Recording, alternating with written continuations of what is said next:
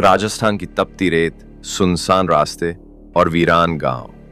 इस धरती पर न जाने कितनी कहानियां दबी पड़ी हैं जो आज तक किसी को नहीं बताई गई।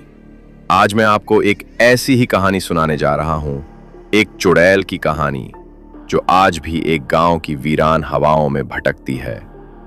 ये कहानी है बासनगढ़ नाम के एक छोटे से गांव की, जहां सूरज ढलने के बाद एक अजीब सी खामोशी फैल जाती थी, जैसे कोई ताकत सबको चुप करवा देती हो। गांव के किनारे एक पुरानी हवेली थी, टूटी हुई दीवारें, गिरी हुई छत और हवेली के बीचों बीच एक सूखा कुआं। गांव के लोग कहते थे, वहां मत जाना, वहां कोई है। पर गांव का एक लड़का अर्जुन बहुत जिज्ञासु था। उसने एक रात चुपके से उस हवेली में जाने की ठान ली। जैसे ही वो हवेली के अंदर पहुंचा, उसे लगा कोई उसके पीछे पीछे चल रहा है, लेकिन पीछे मुड़कर देखा तो कोई नहीं था। बस हवा में एक सड़ी हुई गंध और फर्श पर बिखरा लाल सिंदूर।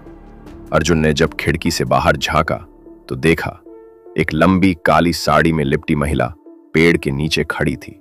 उसके बाल जमीन तक फैले थे और उसकी पीठ मुड़ी हुई थी। अचानक वो पलटी और उसकी आंखें लाल चमकती हुई और चेहरा ऐसा जैसे किसी ने जला दिया हो। अर्जुन चीख पड़ा और भागता हुआ गांव की तरफ भागा, लेकिन गांव लौटते ही वो बुखार में तपने लगा, बड़बड़ाने लगा, वो आ गई, वो मुझे बुला रही है। अर्जुन की हालत बिगड़ती जा रही थी। तब गांव की बुजुर्ग दाई चंपाबाई को बुलाया गया। वो बोली, ये उसी की करतूत है, रूकमणि की, जो कभी इस गांव की बहू थी। कहते हैं बरसों पहले रूकमणि को उसके ही ससुराल वालों ने जलाकर मार दिया था, क्योंकि वो बांझ थी। मरने से पहले उसने शपथ ली थी, मैं लौटूंगी और एक एक को ले जाऊंगी। चंपाबाई ने सबको चेतावनी दी, अगर कोई उस हवेली के पास गया तो उसका बचना नामुमकिन है। गांव में सबने अर्जुन को हवेली से दूर रखने की कोशिश की, लेकिन एक रात अर्जुन अचानक गायब हो गया।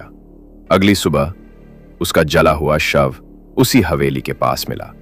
उसकी आंखें खुली थीं, जैसे उसने मौत को सामने से देखा हो। गांव में हड़कंप मच गया। लोग डर के मारे रात में बाहर निकलना बंद कर चुके थे। अब गांव वालों ने एक तांत्रिक को बुलाया, भैरवनाथ।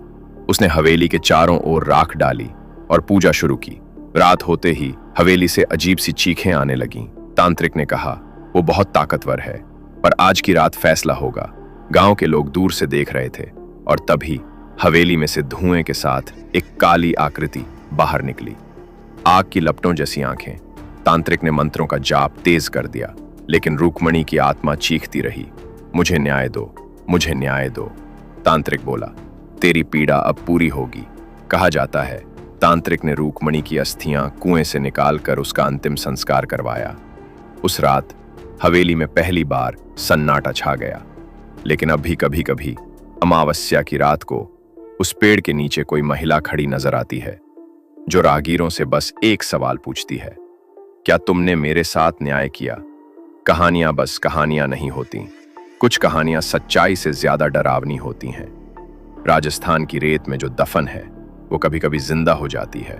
तो अगली बार अगर किसी वीरान गांव से गुजरो और कोई महिला दिखे जो पीछे से बुला रही हो, तो पलट कर मत देखना, हो सकता है वो रूकमणि ही हो।